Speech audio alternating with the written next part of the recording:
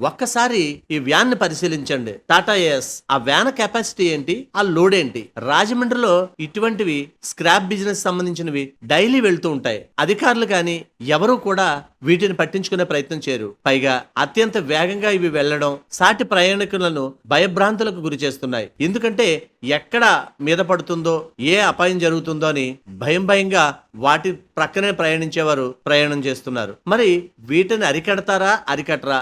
ఎప్పట్లానే అలా వాటి పని వాళ్ళు చేసుకుంటూ వెళ్ళిపోతారా? ఇది లోడింగ్ కూడా రోడ్డు మధ్యలోనే పెట్టి ప్రజలకు ఇబ్బంది కలిగించే విధంగానే లోడ్ చేస్తారు. ట్రాన్స్పోర్ట్ కూడా ప్రజలు అయ్యో ఏం జరుగుతుందో అనే విధంగానే ట్రాన్స్పోర్ట్ కూడా చేస్తారు. మరి వీటికి అడ్డుకట్ట వేస్తారా, వెయ్యరా అని ప్రజలు ఎదురు చూస్తున్నారు. దయచేసి గమనించండి, ఒక ముఖ్య మనవి. మేం ప్రసారం చేసే నిర్లక్ష్యం కార్యక్రమం ఏ ఒక్కరిని అవమానపరచాలని గాని, తక్కువ చేయాలని గాని మా ఉద్దేశం కాదు. కేవలం రాజమండ్రి నగరం బాగుండాలని మా ఈ నిర్లక్ష్యం కార్యక్రమం ముఖ్య ఉద్దేశం.